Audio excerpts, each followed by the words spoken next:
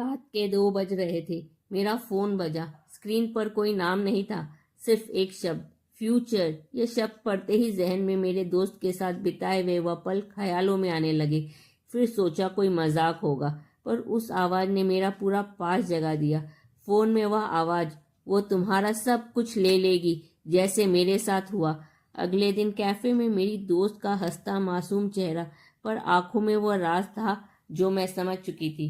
पर क्या मैं तैयार थी उसे सच में खोलने के लिए? फिर मैंने अपनी डायरी खोली। डायरी के आखिरी पन्ने पर मेरा नाम लिखा था, पर हैंडराइटिंग तो मेरी नहीं थी।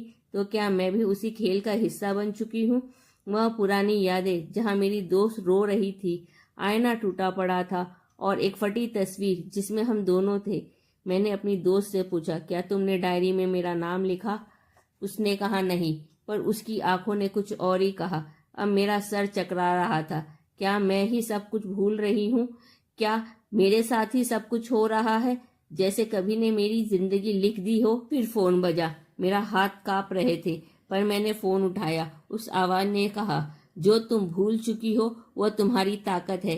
एक याद जिसे मैंने कभी समझा ही नहीं, एक पेंडेंट, एक आवाज, एक सच। वह लड़की मैं थी, और उस राज का पहला गवाह भी। वह पेंडेंट मेरे पास था सालों से, पर उसकी कहानी अभी तक किसी ने नहीं सुनी थी। और फिर एक और मैसेज आया, अगला कॉल, सच। पर क्या मैं सच के लिए तैयार हूँ? श्वेता, तुमने सब कुछ झेला है, सब कुछ समझा, अब सच बोलने का वक्त आ गया है। वह आवाज मेरी थी, लेकिन जैसे किसी और की जिंदगी से आई हो। वक्त आ गया है उस हर राज को खोलने का। वह हर मेरी माँ का था। उस रात जब सब कुछ बदल गया था, एक आवाज, एक झगड़े, एक खामोशी, और फिर वह हार मेरे हाथों में था। मुझे सिर्फ इतना याद था कि उसके बाद माँ कभी वैसी नहीं रही।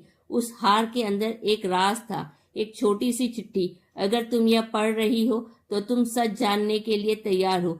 माँ ने लिखा था कि उसने मुझे बचाने के लिए सब कुछ छुपा दिया। और अब एक आखिरी कॉल। इस बार कोई आवाज नहीं थी, सिर्फ एक खामोशी जो कह रही थी, अब तुम्हारी कहानी तुम लिखो। मैं उस हार को गले में पहनती हूँ, नफरत के बोझ के लिए नहीं, यादों के लिए नहीं, और मैं चल पड़ती हूँ अपने सच के साथ। आप सोच रहे हैं यह कैसी कहानी है? यह एक साइकोलॉजिकल इफेक्ट है, एक मन का जाल, जहां कोई पुरानी घटना जो हमारे दिमाग में कहीं घर कर जाती है, और उन घटनाओं को लेकर हमारा दिमाग कई बार कोई काल्पनिक कहानी बना लेता है जो असल में तो नहीं होता, पर हमारे दिमाग को पूरा विश्वास होता है यह घटनाएं सच है। इसे कहते हैं फॉल्स मेमोरी। हमारे में से कईयों के साथ यह घटना हुई होगी। इस कहानी में एक महिला जिसकी यादें उसकी माँ के हार से जुड़ी थी, वह एक काल्पनिक फोन की घटनाओं का जाल अपने दिमाग में बुन लेती है। उसके लिए यह हकीकत है जिसके सहारे वह और मजबूत और अपने आप पर विश्वास बना लेती है। यही एक और घटना के बारे में आपने सुना होगा जिसका नाम है बुराड़ी कांड। यह घटना 30 जून 2018 को बुराड़ी के संत नगर इलाके में हुई थी। यहाँ एक परिवार के 11 लोगों की रहस्यमय ढंग से मौत हो जाती है, जिसमें 7 महिलाएं और 4 पुरुष भी थे। सबकी उम्र लगभग 15 से 18 वर्ष की बीच की थी। परिवार के 10 सदस्य घर की छत से लोहे की ग्रिल में लटके हुए पाए गए थे, जबकि परिवार के सबसे बुजुर्ग सदस्य नारायणी देवी का शव दूसरे कमरे में जमीन पर मिला था।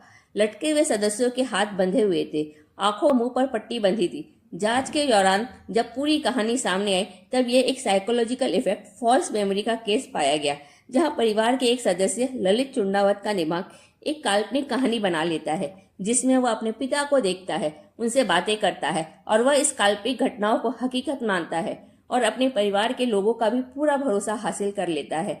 जहां वह ललित की सारी बातों को हकीकत मान लेते हैं, और अपने पिता को सबसे मिलाने के लिए वह कुछ ऐसी घटनाओं को प्लान करता है जहां सबकी मृत्यु हो जाती है। पर उसके दिमाग में था कि उसके पिता किसी को कुछ भी होने नहीं देंगे, और उन्होंने ही ऐसा उसे करने के लिए कहा है।